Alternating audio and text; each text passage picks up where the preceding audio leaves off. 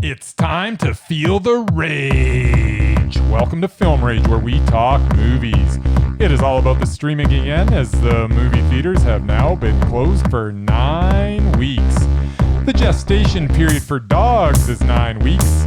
Yep, from the time the egg is fertilized, it goes from only 4 cells to a cute and cuddly puppy in only 9 weeks. How does that seem like such a short time, yet these last 9 weeks has seemed like such a long time? Once again, I've lost my train of thought. I believe I was about to say, directors and actors beware, as you cannot hide from the rage. My name is Bryce, and I'm part of the Film Rage crew, which also includes Jim, joining us through what we hope is a much cleaner remote device. Hello, Jim. Hey! So, with the introductions out of the way, let's rage on! Well, this week, we're talking streaming, but not from the usual places. We talk the lists, update, film genre faves for foreign language film, open rage, rage or dare, and then finite, acabada, terminado, shuyo.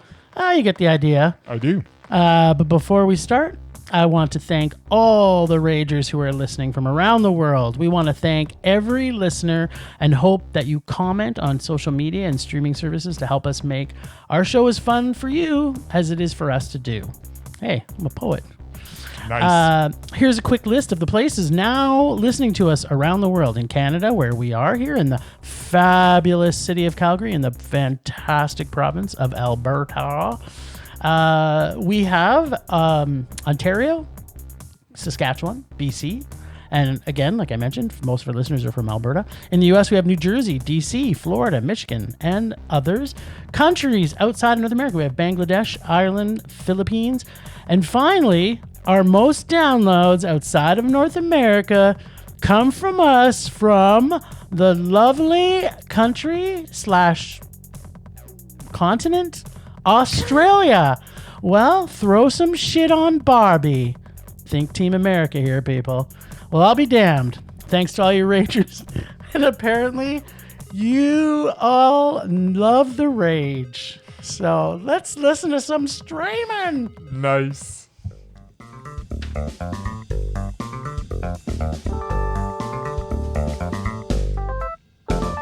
Streaming. Motherfucking streaming. I really want to sing about this streaming. Bryce. Man. Oh, this week. Bryce, what happened, buddy? What happened indeed? That's a loaded question. It really is. A whole lot of stuff happened. Were you talking about anything in particular? Maybe streaming. All right. So, things for streaming this week were a little lean. We were dangerously close to having to watch a David Spade movie. Oh my God. But thank goodness for the Calgary International Film Festival coming to the rescue with their SIF at Home series. Yes. They offered up 2 documentaries, which we will be reviewing. All the Wild Horses and Buddy, both available through SIF's website, which apparently is no longer calgaryfilm.com. But they now have they have a brand new address. sifcalgary.ca, which seems a little redundant. SIF stands for Calgary International Film Festival, so essentially their new address is Calgary International Film Festival, Calgary. So, Calgary twice. Why not? Twice as nice for half the price. I don't know. That's kind of weird. I don't know. Maybe there's a SIF Edmonton or SIF California. I don't know. There's not. Oh. Anyhow, both docs we will be reviewing are both available at sifcalgary.ca. That is CIFF Calgary.ca. Yeah. So, first we are going to review All the Wild Horses. And brace yourself, because I'm going to talk for a while, because I really liked it. Directed by Ivo Marlowe.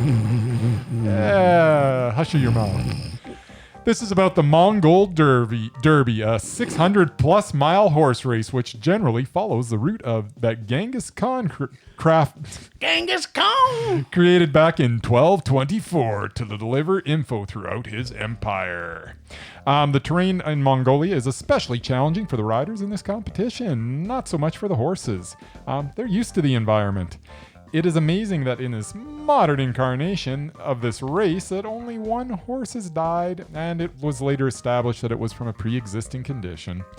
The riders, on the other hand, are way more likely to perish in this ultimate endurance race. I thought they were all going to die. It kind of looked like it at one point. Like they had all definitely suffered. The terrain they must tackle goes from high passes to green open valleys to wooded hills to river crossings, wetlands and floodplains to sandy dunes to rolling hills, back to dry riverbeds to grassland plains with no trees, all while experiencing extreme fluctuations in temperature. Wet and cold turns to hot and dry in an instant. That was like the longest sentence ever written. And I said it in one breath. And by the way, they're doing all this while riding wild horses that they have never ridden before. I know. Which is kind of crazy. Some of them had never been ridden. I don't think so, yeah. Wow. It's crazy. The race generally lasts about 10 days, where the riders have to get to about 25 to 28 checkpoints throughout the race, where at every checkpoint they have to switch to a brand new horse. This way the horses are protected, as they never travel more than 25 miles. Also at every checkpoint, the horse's heart rate is checked, and if it's too high or if it does not get back to normal within a half hour, there are severe time penalties for the rider. Once again, this is to protect the horses from being pushed beyond their limits. The horse's health is of utmost importance in this race. Usually the race consists of around 40 riders. That's a big race. The filmmakers focus on about 10 of the riders, all from different backgrounds and all interesting in their own way. I love the horse whisperer from South Africa. I was sort of rooting for him through the whole thing. Yeah, he was great. Yep, I really enjoyed this film. I felt the filmmakers really showed us kind of the roller coaster of emotions the competitors endured. I felt like I was right in the race with them. I give this movie a mondo. What do you think, Jim? Well, I like this movie. I thought it was good. I think the premise of it was pretty surprising. Like, I originally, when you said, "Hey, you want to watch this is my best impression of Bryce. Hey, you want to watch a story about horses?" I was like, "No, I'm not fucking horses." That is a perfect impression of me. That's exactly what I sound like. Sometimes, yeah, that's what I hear in my ears anyway. And I was like, I don't want to watch horses. Mm-hmm. That's what's going inside my head. So no, I did not want to watch a movie about horses running around and being wild. I was like, no, that sounds like something not fun at all. I bet you're glad you did, though. I'm glad I did. I'm glad you twisted my arm a bit to see this movie because, this was a super mondo for me. I want everybody, any listeners now, if you're actually, driving your car, pull over, be safe when you're doing this. But I want you to close your eyes and imagine you're seeing Shaun of the Dead. Because the one scene from one of the main competitors, in fact, she was the leader pretty much for the whole movie. Well, for a lot of the movie. Yeah, she was pretty much leading. She was had kicking an insurmountable lead until she got she's off wandering in the desert. She was like crazed and like how so sunburnt. She looked like a lobster, and then she just like leans over and pukes all everywhere. But the funniest part was, so they have, like in movies are supposed to bring in all the suspense. So there's a scene in the movie where all of the suspense is happening because, oh my God, something's happened to her. And there's just like, bump, bump, bump, bump, bump, bump, bump, bump, bump, and then all of a sudden it's like, blah! And she pukes everywhere. It was awesome. It was just like the scene from Shaun of the Dead where they're doing the dabba-da-dabba-da-dabba-da-dabba-da-dabba. Yes. It was so funny. So much puke, and she just like nonstop. And finally, I think she puked herself dry. She puked herself out of the competition. Actually, yeah. I was like, "Hey, how did you get knocked out of the competition?" I just puked myself out. It happens. So I'm a leader, but yeah, the camaraderie of the riders. The way that you really felt each one of them. I know that some of them didn't get as much glory as the other ones, but that team of four, the two men and the two women. And they were totally looking out for each other. I mean, what came first was everybody's safety. And if someone went down, it doesn't matter what your position was in the race. You you helped that guy out. You did what you had to do. And a lot of stuff happened in this race. Really worth taking the journey for sure. And the dude from Africa, man, the horse whisperer. Oh, he was so awesome. He was so awesome. Well, it got to the end. He's actually in contention, and he's more worried about showing these guys that he can get on this horse that no one can get on. He's like, no, give me a few minutes with I'm the horse whisperer. I'm the horse whisperer. I can totally do this. And he did. And he totally did. But, he's to his own loss. Exactly. He's in this race. So, instead of possibly being able to win it, he came in 5th. Yeah. But, that's the thing with these type of huge, I don't know, it's obviously a different culture than what you would normally see from a sporting event because you've got, supreme competitors like the lady who was at the front, Devin, I think. She was uber competitive. Yeah, too much that she wasn't drinking enough and not properly, hydrating herself or whatever.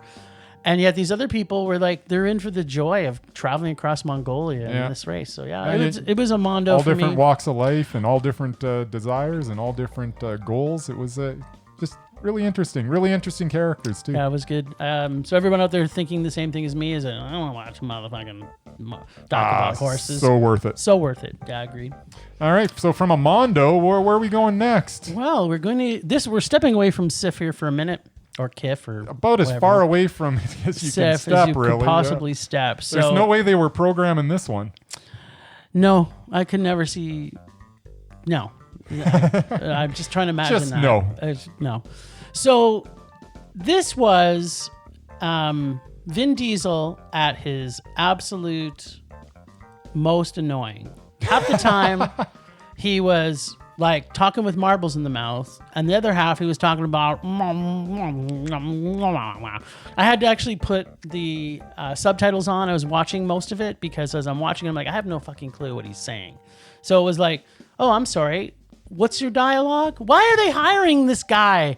He's not even likable. Like everything in this movie was like annoying as fuck. I was just like, can someone please kill him? And then they would kill him and he would come back. And I'm like, why does he keep coming back? Just someone unplug him or whatever he had to do. Take the nanobots out of his ass. Whatever needed to happen to get this guy to stop coming back. He's not likable in any way, shape, or form. I can't understand why this guy's a superhero. And the action was good. I liked the action. I liked the CGI, and I thought was really well done. Like there's a scene where they're kind of in a tunnel or whatever, and it felt like kind of like 28 Days Later when they're in the tunnel, and except for the zombies coming, it's Vin Diesel's coming. Vin Diesel's coming, and there was like 50 of them and one of him. Yeah. I just took everybody out. So there was some good action. There was some good, but overall the movie was predictable. And it was just another non-essential needed superhero movie, really. This movie was dumb. But I suppose it was harmless enough, to be honest. It's been about 3 days since I saw it, and I can barely remember it. Yeah, that's normally a rage or a meh for you, isn't it? That's usually a meh. So on that note, normally this type of lackluster fare would have me giving a rating of... No. Wrong button. That's the one. That's the button. It would be given a meh in normal circumstances. However, one thing did get to me. What on earth is Guy Pearce doing in this film? Yeah, Guy Pearce, shame on you. Why would he involve himself with this uninspired movie? Guy Pearce is a really good actor. Come on, Guy. You're better than this. You're not making our list, buddy. Yeah, so because Guy Pearce took the role of Dr. Emil Harding, this movie goes from a meh to a rage. It's your fault that this is a rage, Mr. Pearce, and that is something he will have to live with for the rest of his life. Please. Could potentially get him off our list. It could, yeah. Please for at least 8 movies. Please choose better roles from now on, man. All right, from that steaming pile, a poop, to something a little better. Buddy. Buddy's from 2018 is directed by Hedy Honigman and is also available to stream at sifcalgary.ca. It's a nice little documentary. So basically, this doc is about service dogs and the fact that they are indispensable to their owners.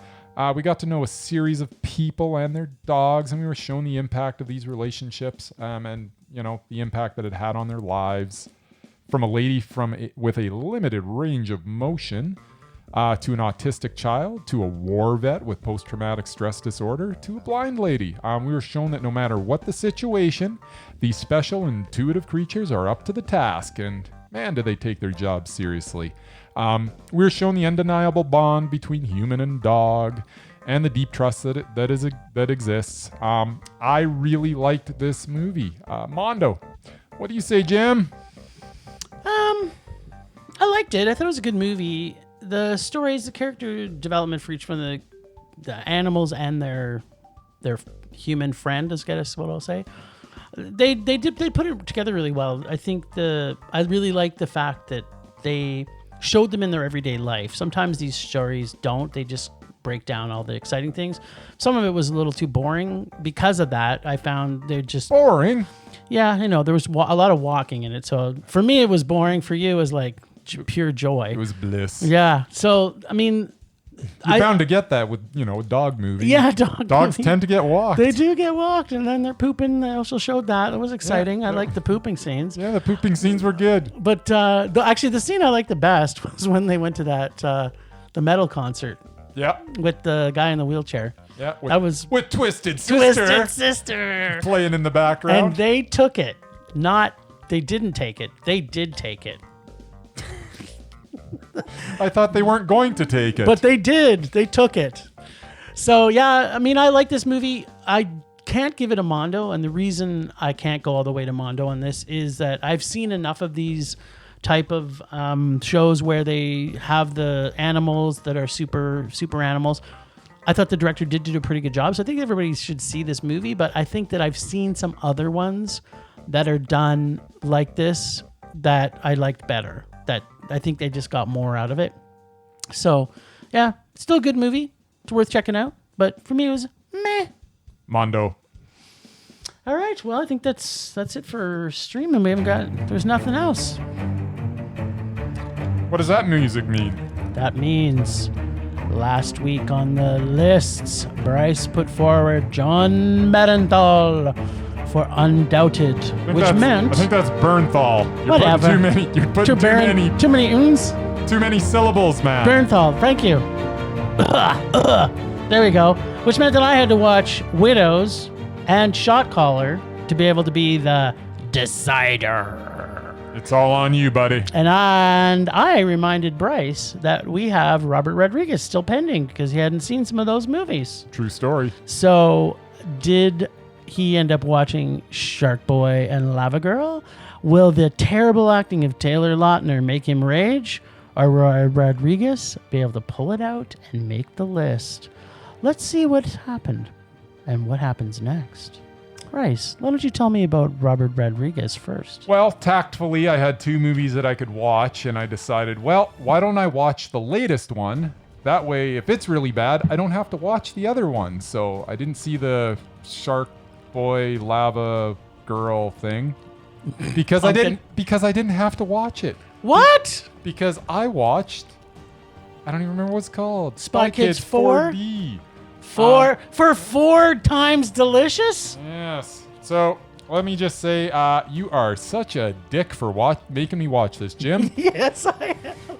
I feel as though you got me with 2 Dare movies, as this was worse than your Dare from last week, which we will touch upon in a later segment. No, it was not. Robert Rodriguez has no chance of being Undoubted. He's going to make these kids movies. They're just total garbage. I am not sure what age group this is for. I'm talking about Spy Kids 4D, all the time in the world. So much time. Which was a good name for it because it seemed to take all the time in the world to watch it. And it definitely was not for anyone with an intellect over the age of 3. But it was way too violent for that age, so I have no idea who this was intended for. Maybe people who are like emotionally damaged. You figure? Maybe. Well, there was lots of potty humor and a ton of bad special effects.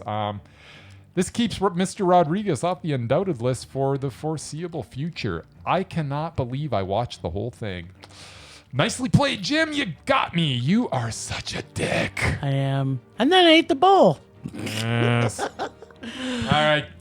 You've kept me in suspense long enough. What's the verdict on Jon Bernthal? Wait, I just kind of want to reminisce here for a minute. Let's not try and jump to Jon right away. Okay. Let's just go back to the fact that this was probably one of the best pranks ever pulled in Rage or Dare history. The fact that, because Robert Rodriguez has made some great films. It's probably his last 5 have been amazing. They've been Mondos. Yeah. And then you just like, I'd never even heard of this movie. And there was a reason why. Well, I never have heard of Spy Kids. I didn't realize he had like 4 Spy Kids movies. That should almost, you mean that in Which, a row. by the way, I saw Spy Kids, and it sucked too, but not like this. Super like, sucked. this was ridiculous. Yeah, it was pretty bad. I can't believe how bad the special effects were. It's like, what? I wanted to double down on it. I figured if I brought him forward now, that I get 2 rages from you in 1 week. I'm just glad that I didn't watch Shark Boy and Lava Girl first. Well, you would have got to see Taylor Lautner before he became big and then disappeared. Yeah. All right. Well, let me tell you about Windows and Shot Caller. Yes. So, Windows, loved it. It's Mondo.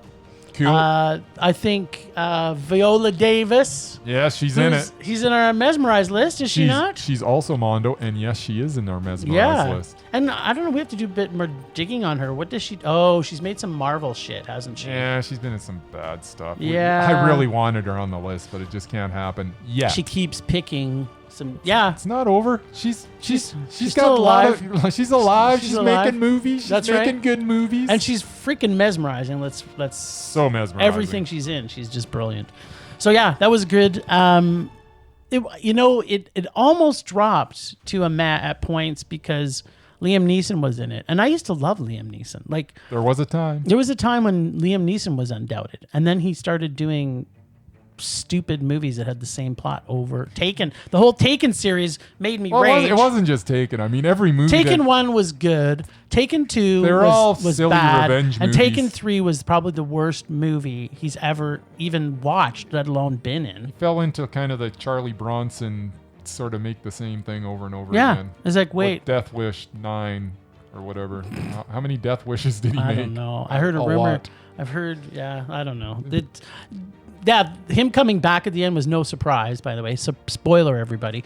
But overall, the movie was well crafted, well written. The action was great, and our little buddy we're putting up is Undoubted, who was in it for maybe 1.5 minutes in the entire movie. He's so good. He's like, thank God he hitched himself to that wagon. That's what he does. He hitches himself to good movies. Yeah, to good wagons.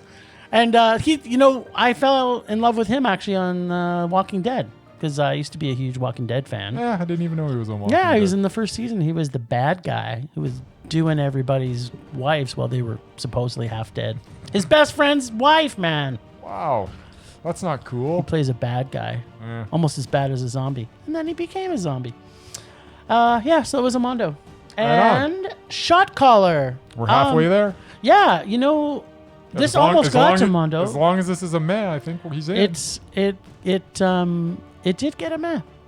He's in. Nice. It almost made it to Mondo because I actually really liked a lot of the actors in it. Yeah. In fact, he was probably the weakest actor in this role that he played. But it was a solid movie. The prison guy from Game of Thrones, all grimy and gritty, tattooed up.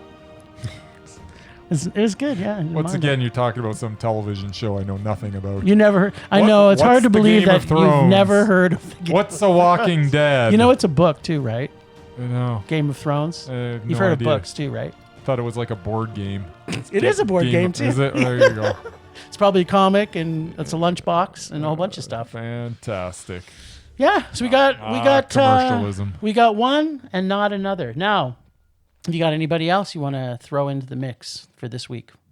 Well, is this a surprise? Are we going to bring another fantastic Asian director, actor, actress from Beyond the Graves? What? No. This time we're going to go with someone who's, still making stuff. What? Although it's actually been a while since he's made anything, but I believe he's got something in the works. But I am nominating Mr. Paul Thomas Anderson, the director, for Undoubted. Let's go backwards from most recent to oldest movie, and I think you will agree that this guy will be Undoubted. Phantom. I'll be the decider. Yes, you will, because we gots to agree or he don't go on the list. Phantom Thread 2017 was a Mondo. And I will agree, that was a Mondo. Cool.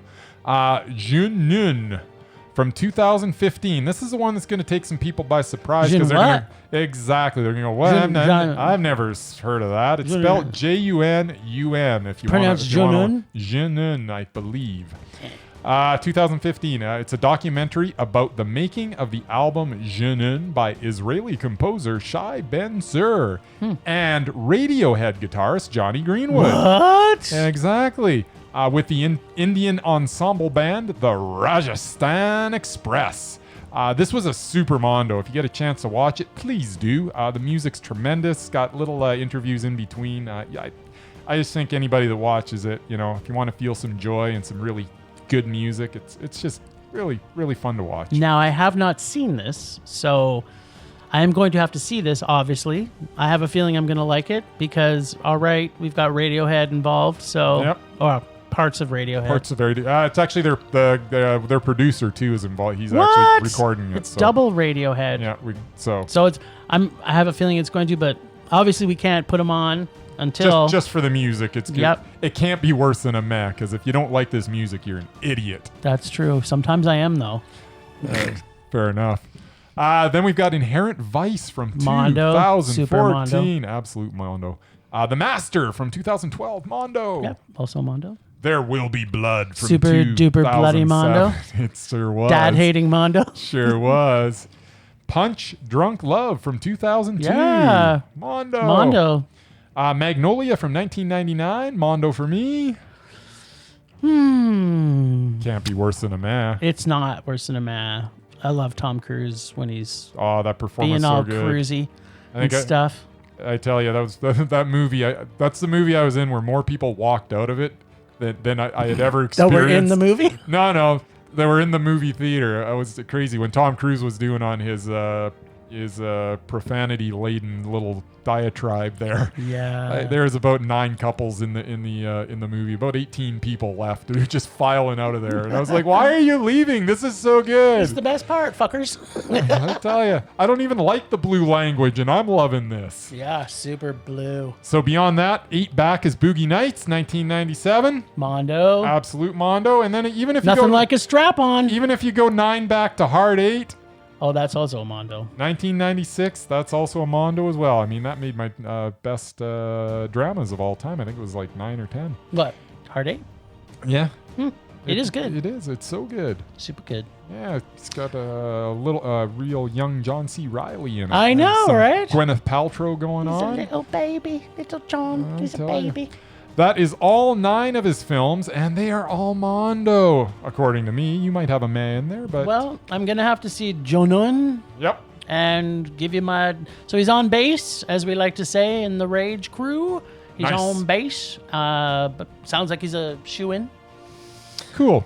Well, I've got... You got some? Yeah, don't you run from me. Don't you run from me. I was about to go to the next segment. No, you don't run from me.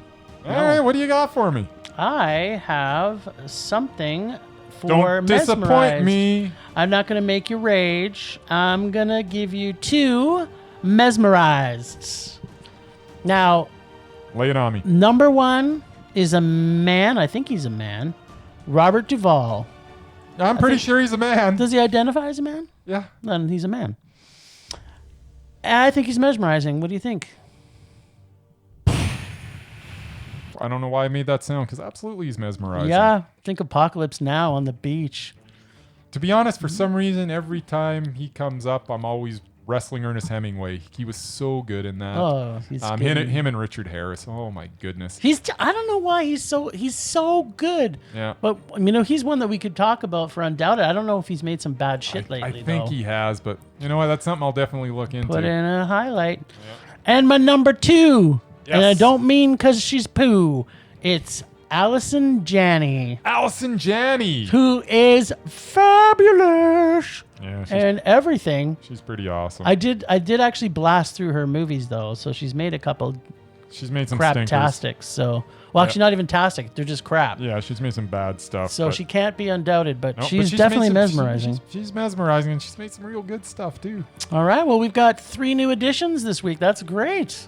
Wow. And one on base, on deck. 3 new additions? Yeah, we got Allison Janney for Yep. Mesmerized. We got Robert Duvall Yep. for Mesmerized. And we got Jon that we're putting him on for Undoubted. Oh, yeah, Jon. How could I forget that? Because I can't pronounce his name. Jon It's made you forget? Bernthal. Bernthal. Know what I'm saying? Nice.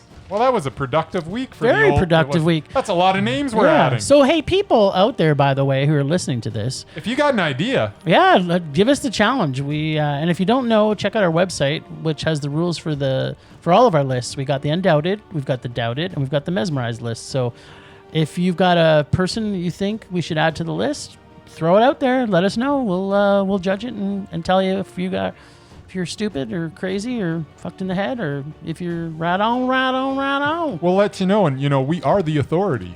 That's right, at least as far as we're concerned. All right. Well, you know what that means. We got to break down some film genre favorites. This time, What are we it's doing? foreign language films. So if they don't speak English... Or at least mostly not speak English. Mostly. Sounds like you might be cheating a little. I might have a little cheat, but it was dubbed, so you'll find out when we get there. All right. We'll get there. Now, I put a huge list together because this was the toughest. This was Nice. This was the toughest list for me because I watched so many foreign films. This was so hard. This is harder than drama. I know you watch a lot of dramas. I mean, you watch a lot of foreign It's not films. that even that I watch a lot of dramas. It's just that everything's a drama. So Well, you're a drama. sometimes. But yeah, so this was really tough for me, and I tried to give a good. I mean, I could have stuck with one director and done my whole list to one director, but I didn't do that. I wanted to spread my love around, Cool. all around. So number 10 on my honorable mentions, and I'm going to blast through these as quick as possible. Right on. The Vanishing from 1988, or Spoorloos was the original title. I was lucky enough to see this in theaters when it came out. This Netherlands serial killer film started a great international craze of serial killer films well before Hannibal was even a wet dream in his daddy's diaper. This movie was fantastic, and it spawned, again, we've talked about this in the podcast in the past, another American remake of it, which was terrible and totally fucked up the ending. But this one is the best ending and one of the best movies of all time. Cool. Number 9, honorable mentions. Amour from 2012. Who thought dying could be so beautiful? It's from France and Austria co-production. Yep. The Mermaid, 2016. Funny, cute, and Chinese. This is a film for everybody. I was so happy I got to see that in the theater. Yeah, me too. So good. Number 7, Rouge Sang from 2013, a.k.a. The Storm Within. This is a French-Canadian horror period piece. Was lucky enough to spend an entire evening drinking with the director on this film a few years ago at SIFF screening. Great film, great film. Even though it's a period piece. So there.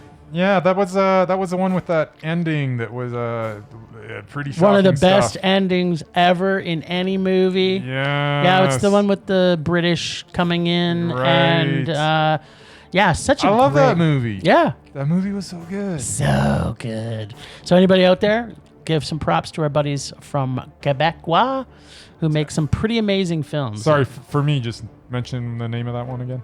Rouge Sang, Rouges, new word, S-A-N-G, or S-A-N-G, yes. Also, you could search The Storm Within. The Storm Within. Okay, I'm gonna watch that one again. You're going to watch it and love it. And number 6, honorable mentions, is Beanpole, or Dilda. So From good. 2019. This was my favorite film so far of this year. So there's nothing I've seen that's better than this year. I've seen one. Yeah, but you're wrong because this one's better. Well, you haven't seen it, so you can't really say that, Jim. Oh, that's right. I haven't seen it. That's true. I haven't. This is a Russian drama, is a masterpiece, and scenes still in it, still with me. Like and it's also now available on iTunes, so you can all rent it. It's called Beanpole. Yeah, there are some scenes in that will stay with you. And this, remind me, was this a SIF film or was this Cinematech? This was SIF. All right. Well, SIF, you're just bringing us the joy all the time, aren't you? Yeah, thanks, guys. This is all SIF all the time episode. Number 5, honorable mentions, El Mariachi from 1992. Robert Rodriguez's first film. Yes, we've already talked about him, but this needs to be recognized again. This is on 2 of my lists, and that's from Mexico. Nice. Number 4, Starbuck, 2011. French-Canadian, another Quebecois film, and I think the final Quebecois film on my lists. So fun and funny. A premise and story so good that Hollywood also tried to do a remake of it. Yeah, Vince and Vaughn. Totally fucked it up like they normally do. Yeah, it was pretty bad. So even again, this is a little bit of a cheat. It's not necessarily my country's foreign language because it is our second language, but it's foreign to me because I don't speak en français. You are such a cheater. Cheater. Number 3, Seventh Seal. This has also been on another one of my lists. 1957's Ingmar Bergman, Say No More. It's from Sweden. It's good. Number 2, Ron from 1985. Akira Kurosawa's best visual epic. So much beauty and so much rage. It's from Japan. Yeah. Who doesn't love lots and lots of rage? Nice. Number 1 on my honorable mention, which I have to say, I had to rewatch this on the weekend because originally I thought it was going to be my number 1 of all time. But Wait, so it went from your number 1 of all time to number 11. to number 11, and that's Life is Beautiful, 1997's Roberto Benigni's Oscar-winning masterpiece. This movie has everything you could want from any film ever done anywhere. It will make you laugh, cry, hate, love. I love Benigni, and I just, even watching it on the weekend, I love him. I just found after watching it the second time, the surprises aren't there. So the whole thing he did with his kid kind of took it away from me. It's still an amazing film, and if no one's ever seen this, they have to see this movie. Oh, it's worth watching. But it couldn't make good. my top 10. It got bumped out by quite a few more brilliant films. And the 10. Yes. The 10 biggins.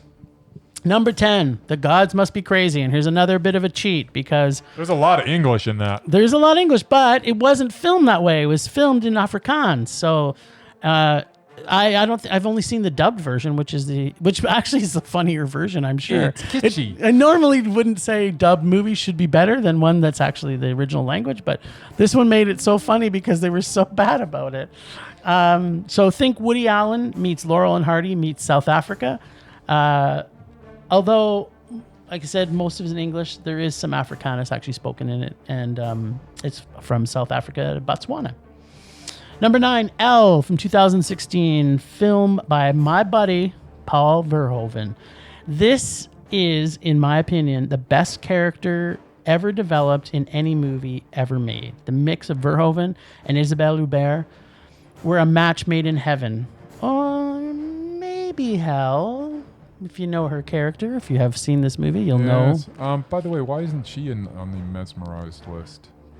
Because she was in that terrible movie that came at SIF last year, remember? That we went and saw? Mesmerized, not Undoubted. Oh, yeah, she would be mesmerized. Well, bring that up next week Maybe I will. when it's the right time in the segment. Sorry about that. All right, number 8 is Wreck from 2007. Awesome. Start of one of the best trilogies ever created from any genre or any country. One half of this direction team, Paco Plaza, continues to make every film I've seen of his better and better. He moves forward. Spanish Zombies, yes please. I'll take 3 helpings. Wreck 1, 2, and 3, and it's from Spain. It is. Number 7, Like Father, Like Son. This 2013 is one of Hirokazu Korida's films that are part of his Family Values trilogy series, which also includes I Wish and After the Storm. I love this Japanese director and find no other director alive today captures deep, impactful family dramas better than him. It's from Japan, and everything about this guy I love. Cool. He could be one that we could also add to Undoubted, potentially. We should look into it. We will. The Edition from 1999. Takashi Miike, at his screenwriting and directorial maniacal best. You know shit is going to happen, and he strings us along so well. But when the end comes, you almost can't believe what happens. I think the line, goody, goody, goody, goody, is where the band Die Antwoord got some of their lyrics from. Nice. Bring the slow burning creep to a delicious, messy joygasm for Japanese film. Delicious. Nice. Number 5, and I'm sure this isn't a surprise to you or anybody else, but number 5 happens to be Train to Busan. Train to Busan. What a shock. It's in your top 10. I know. That's made even make my top 10 for all movies of all time. There you are. 2016 Korean zombies who run like motherfucking maniacs and team up to eat their fill. One of the best matchups of cute kids who are smart mixed with adults, and they didn't make me want to punch their cute little faces in. That happens most times, as you know. Cute kids trying to be smart make me want to punch them in the face. Yeah. And this is from Korea. And the sequel, Peninsula, is coming out. Hopefully, we see it in the theaters this summer, spring, winter, other spring, other summer. Someday. Someday. It's my dream in life. Number 4. And we're going to be talking about this next week even more. We're breaking it down with our buddy George from the best little horror house in Philly. Number 4 is Let the Right One In, 2008. Swedish vampire brilliance. You can't beat cute kids that are really old that are vampires. Yes. And it's from Sweden. So good. Number 3, Pan's Labyrinth from 2006. Guillermo del Toro. Not his first film, but his first time using his native tongue. Because before that, he'd made a couple of English-speaking films. So, wow, this film blew my mind from the first moment I saw it. Spanish-Mexico co-production. Number 2, Tai Guk Gi from 2004. The Brotherhood of War. Yeah, that's the one that you've been bugging me to watch. I know you hate war movies, but this one you could not hate. You could not hate. All right, tell me about it one more time. My favorite war movie ever made. Director Ji Kyu Kang at his finest. This was one of the first Korean war films I've ever saw, and it made me fall in love with that whole subgenre of Korean film. And Korean films, for people who've only been really fallen in love with them from Parasite, have to realize there is some really, really great films coming out of Korea. They've been pumping them out, man. Yeah, like nonstop. It's almost like if it comes from Korea, I want to be it. Anyways, you got me convinced. I'm going to check that one out. Yeah. I promise. Rock on, brother. Number 1, and this quite possibly could be my favorite movie of all time. All right, lay it on me. We're doing horror next week, just so you know. No, this can't be number 1. I still have my favorite movie. This could be number 2, and not. Oh my God, I can't even say it. I've been rhyming too much this episode. 2001, Audrey Tautou is brilliant in this Jean-Pierre Jeunet film. I've seen this so many times over the years, and every time it just keeps getting better and better, and I keep seeing things I didn't miss. There's so many layers to this film. The character development, every single character. He's so brilliant at developing characters with just doing a splattering of seeing them. You know everything about every single one. My favorite line from the movie, I'm nobody's little weasel. Nice. So yeah, my favorite movie, favorite foreign language film of all time is Amélie. Amélie. Cool. I kind of like your list, man. That's a good list. I think so.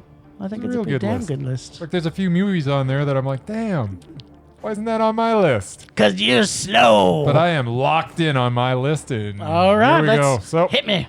We are going to start with my honorable mentions. So let's start with Tokyo Gore Police from 2008. Yes, please. It is as good as the title would suggest. Japanese splatterfest. Yum. Now let's follow that up with The Machine Girl from 2008, another Japanese splatterfest. Yum. Wow, 2008 was a good year for some insane movies from Japan. Also, we're going to mention Wreck from 2007. Made your top 10. Got into my honorable mentions. Pretty close. Yep. Pretty close. It was so close. Spanish movie is the best found footage movie ever. Can't disagree more. Loved every frame of this Spanish masterpiece.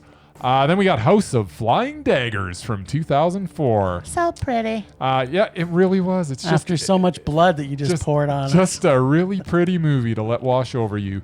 Use of color, especially during some of the fight sequences, was impeccable.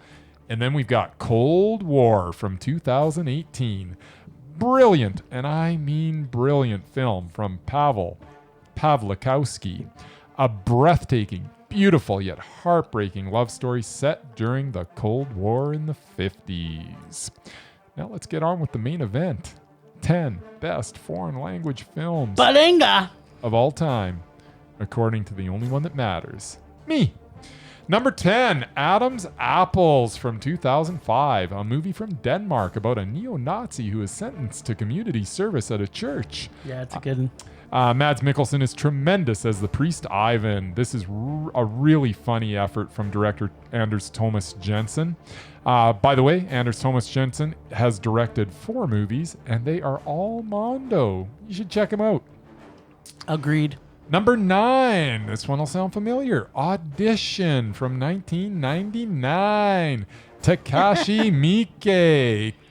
It's a classic. It's wonderful and disturbing, and you'll never forget it. Stunning visuals throughout. This story of a rather disturbed young woman. Number 8, Let the Right One In. 2008. Another familiar one. Swedish film from director Thomas Alfredson that rejuvenated the tired old vampire story for me. Every shot in this movie has a purpose. Such a great take on the genre. So much red. Indeed. Number 7, Sin Nombre from 2009. Beautiful film from Mexico about a Honduran girl who ends up traveling with a gangster as they are trying to cross the U.S. border. Tremendously shot with stunning scenery. Great movie. They spend a lot of time on top of a train in this one and just kind of going through the countryside. It's really good stuff. Number 6, Coming Home from 2014. Director Yimou Zhang in one of the most heartbreaking movies you'll ever see. Gong Li stars, and she has never been better. This movie literally had me choking back the tears. A story of a love lost and the desire to get it back. Number 5, Pity from 2018. This is as dark a comedy that has ever been made. This Greek film is the definition of a Greek tragedy. Almost didn't get that out. Yeah. And definition of a Greek tragedy. Tragedy. You sounded sad because it was tragic. It was really tragic. Yet, it's also rather hilarious. It is about a man who finds himself addicted to pity. The lengths that he goes to get said pity will astonish. Love, love, love this movie.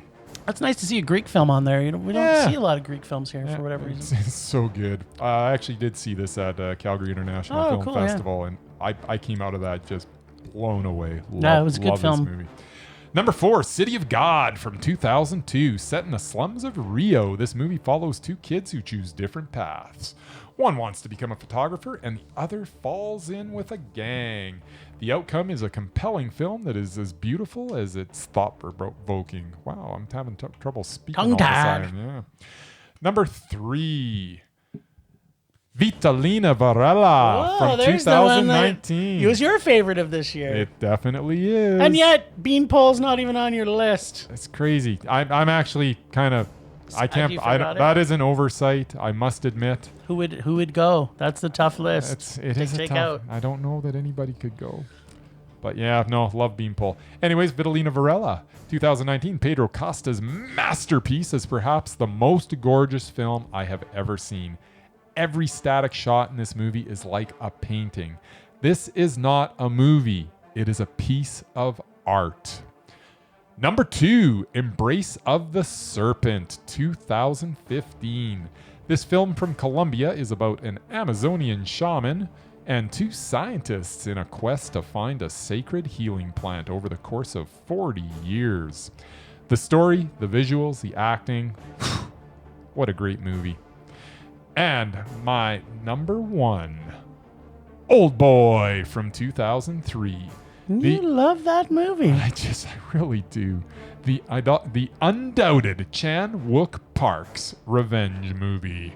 Absolutely jaw-dropping premise that is executed to perfection by one of the best filmmakers out there. I am rarely shocked these days, but as this story unraveled, I found myself in awe of the tale that was being presented. This is my favorite foreign language film of all time. And it is also from Korea. What a surprise. It's not much of a surprise these days, No, man, not at all. Crazy. All right, well, great list, buddy. Thank you. Everything. As was Too yours. much joy. Bring me down.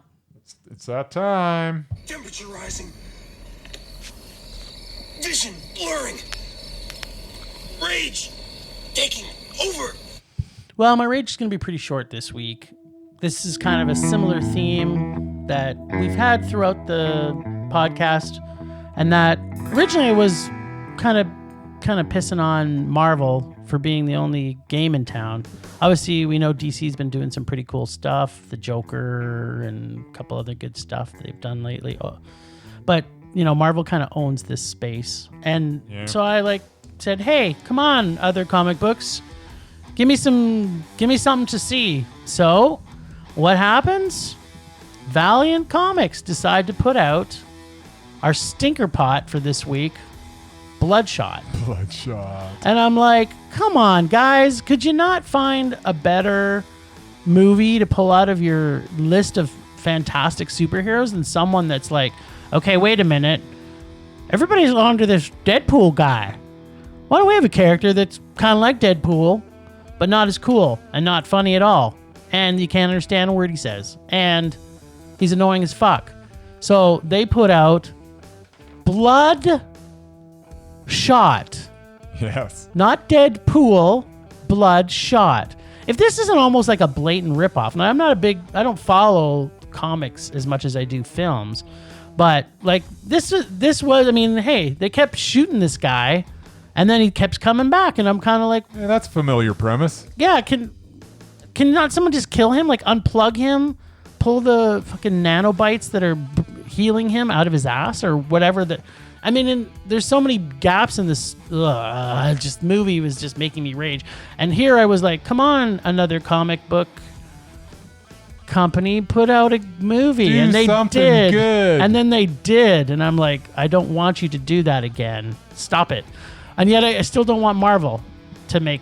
I'm so tired of comic books where everything is predictable and it's the same plot over and over, but with a different character so they can team up and...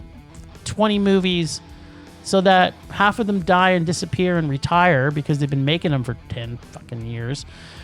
So I don't know. I'm still planning to put the challenge out there. Come on. I know Image is supposed to be making, I've heard a rumor that Image is making a version of Invincible, which is probably one of the best comics that's ever been done.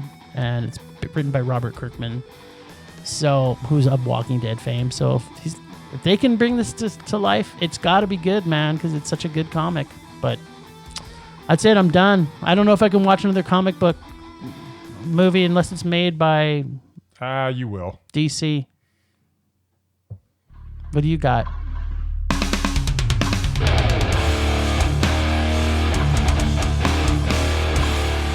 Okay. Satan! As Jim has touched upon in one of his past rages, he does not like when a documentary filmmaker... No, I do not. ...tries to push his point of view on us... No, I do not. ...in a one-sided way. On that note, real quickly, before I go on, thanks for getting me to watch that Bill Gates 3-part documentary series you're very on Netflix. welcome. I actually thought at one point the director was going to get out his pom-poms and do a cheer about how wonderful Bill Gates is. Well, did you ever notice there was a lot of shots just showing him sort of from the waist up? Because the director had his dick in his mouth, I bet. I believe that. I would believe that. There was a lot of dick sucking from that director to him. It really was. He did, of course, ask him the really tough questions like, Do you think that your relentless drive is one of your weaknesses? Wow. What a hardball question. Yeah.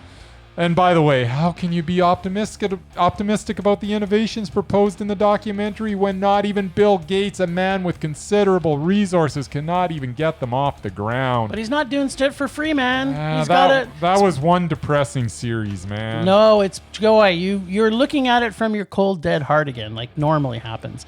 You have to visit this vision that Bill Gates has now created something that no one else has done.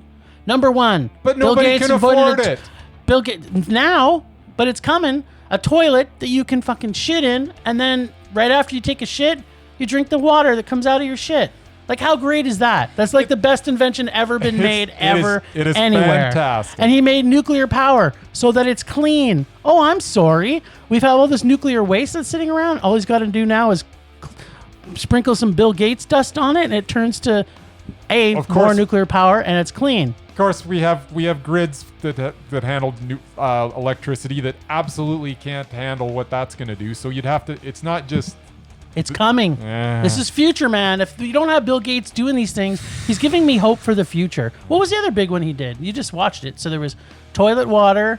There was nuclear power.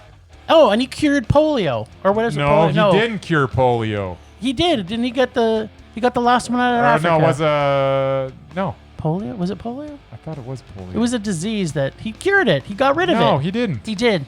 Go watch the documentary again. He didn't. I'm gonna do that. Yeah, right now. And you'll be like super disappointed that he didn't actually do that. He's gonna do it. Okay. He almost did. Anyways, what I'm really angry about is a documentary that I saw on the weekend that I absolutely refuse to name. Don't say the name. I'm not going to say the name. Don't say it. For fear that others may seek it out and watch it. Originally, we were going to review it on the podcast, but I just simply had no interest in having anyone watch this because I talked about it. All it did was promote hate through ridiculous theories based in zero fact. Now, all I am saying is, if you watch a documentary and the views seem to be skewed heavily in one direction, please take the time to research where and who the information came from. What can be gained from such information, and why is this information being presented to you in this way? You may find things being presented as fact are complete fabrications. We live in an age where the documentary is no longer documents as much as it presents a point of view. And to be honest, over the years, I have come to accept this somewhat. Michael Moore, Morgan Spurlock, and Al Gore skewing some of the facts to fit their narratives, while not exactly ethical, overall relatively harmless. But even in their cases, it's always good to do a little research if you want to get behind something and push. Just because it is presented under the banner documentary film does not necessarily mean it is fact. And if it is promoting an agenda of hate, then shame on the filmmaker. In summary, I just want to reiterate that it's good to question what you're being told. That is how we learn. And as corny as it may sound, knowledge is power. That is my rage for the week. Fake news sucks. Totes. Rage subsiding. Pulse slowing. Anger fading. Last week on Rage or Dare, Bryce pulled from Jim's sweet, sweet bag the amazing J-Lo and Ben Affleck masterpiece, Gigli, from 2003. Let's check in on Bryce and see how he feels about this wonderful rom-com. Or did Gigli make him rage a giant chunk of Benifer out his rectum? Bryce, please tell me what you think about the fantastic film Gigli from 2003. Or not. Are you there? Did I lose you? I'm here, Jim. Papa, can you hear me? Papa, can you see me? Papa, Papa, where are you, Bryce? I know you're out there somewhere in the world in which we live.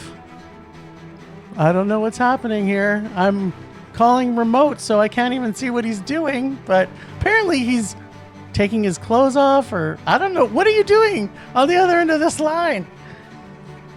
Apparently he's lost his jiggly notes. Okay. Well, sir. Tell me about how much rage you felt from watching Gigli. You know what? It wasn't that bad. What? It really wasn't. This movie is probably one of the worst movies ever made. Okay, well, it had a few things going for it. No, it had... Okay, let me hear what they are. So the opening scene was, pretty good. We had, Ben Hufleck with a guy in a dryer. Mm-hmm. That's a good way to start a movie. Yeah, but his acting. Was that a good way to start that movie? Well, he wasn't at his tip-top best. Keep going. But it was still Ben Hufleck. No, still rage. So then you get into the movie a little bit. And you know what you get? You get some Christopher Walken. He just appears out of nowhere. It's great. He walks into Gigli's apartment. And he eats up the scenery. It's awesome. Good. That's good. And he's in there for about 3 minutes. Yeah, 3 minutes does not make a movie. And then he leaves. And then we never see him again. And then we get a little Al Pacino later in the movie. Thank God. Al Pacino. Al Pacino doing his very best impression of himself. And I'm telling you, man, he nailed it. I should hope so. He gets paid for it. So in this scene, we get some blood, we get some humor, we get brains splattered all over the place. That's always good. It's a fantastic scene. Yeah. How many minutes was that? That was probably about 4 or 5. So far you got 7 minutes I'd say of 8. good 8 minutes of good film. And how long was the movie? I don't know. An hour and a half? It was actually over 2 hours. Okay, so oh my God, 2 hours of pain and suffering. Okay, No, 8 minutes of really good. Oh yeah, okay. Yeah. So, I think that makes it a meh. No, dude, it doesn't. This is a guy. Okay, but you've got Ben Affleck up your ass. You know what? There were some problems with the film. I mean, yes, the autistic kid wasn't really represented too well. Nope. Almost racist, It was sexist, whatever. Peopleist, whatever. Totally peopleist. He's been peopled. And the fact that, Jennifer Lopez, she's a lesbian in this. Yeah. And she ends up falling in love with Ben Hufleck. Oh my God, the worst rom-com story ever. Which just make no sense because the man's a total doofus in this. Chasing Amy never actually... No self-respecting lesbian was going to fall for this guy. Mostly because of his bad acting. Or any guy, because, she's a lesbian. Yeah. So I would imagine that, if you're a lesbian, you probably had a few problems with this movie. I'm not a lesbian. I had lots of problems with this movie. I am also not a lesbian, and that's why, it had enough good in it that it's a meh. It had 8 minutes. We just counted 8 minutes out of over 2 hours. Yeah, but those 8 minutes made me happy. You are warped because of Ben Affleck. You've got this fucking fascination with Ben Affleck that he can do no wrong, and he is very wrong in a lot of things, and in particular this movie, which was a rage. It didn't get above 2.5 as a collective rating on IMDb, which you know what? You're giving him a pass People because like to pile on Ben Affleck, and I'm not having it. He went through this little phase where everybody hates Ben Affleck, but then he made Argo, and he made The Accountant. He made all these awesome movies. And he made Gigli. Yeah. Which is solid. Which is a rage. For 8 minutes. Which makes it meh. You are broken inside. That's all I can say. All right. Well, let's move on because that's obviously a lie. Whatevs. So this week, you got to pull something from your sweet bag for me to... what do you got there, Buckaroo? All right, I'm reaching into the bag as we speak. Sweet bag. And let's see what I come up with. What succulent dish do you have to serve me today? All right, we've got a movie from 2018, not that long ago. Sounds fun. And it's a comedy. Oh, I like comedies. Comedies are good. Not really. Sort of. Oh, who doesn't like to laugh? I do. Everybody likes to laugh. Who doesn't? Clowns, they're the best. All right, so the movie's called Night School, and it stars a Miss Tiffany Haddish, who I believe is on our Undoubted list. What? Maybe after you watch this, she'll come off of it. Maybe it'll be Amanda, and she'll come off the list. It could happen. It could. Well, if you could like Gigli, It's not gonna anything's happen. possible. Anything's possible if you give people. I want everybody to just go online and search the 100 worst movies of all times. Gigli will be on it. And my buddy Bryce just gave it a meh. I am broken. He is broken. And next week, you're going to get... I will not stand for Ben Hooflack hating on this podcast. There's so much hate for this movie. But, okay, I will Tiffany Haddish up a bit. And maybe we'll get our little girl, Tiffany, off our doubted list. Yeah, good luck with that. All right. Well, you know what that brings us to? That brings us to the end, I believe. It does bring us to the end. So first out, we're going to give a shout out to our buddy, George, from the Best Little Horror House in Philly, because we're going to be on with him next week a couple times. We're going to do a double whammy with those guys. So thanks, Ragers, for listening. Thanks to the extended Film Rage crew of Murray, currently on self-distancing. Leonard Conlon for his artistic vision and photography via Leonard Conlon Photography.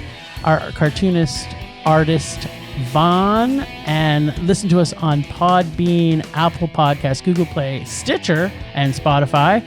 Follow us on Facebook, Instagram, Twitter, YouTube, and visit our website at filmrageyyc.com. We are always wanting your feedback to make this raging blast for all listeners. So please comment often, and please make us rage. Please, please. That's it for this week. Rage on. Rage on.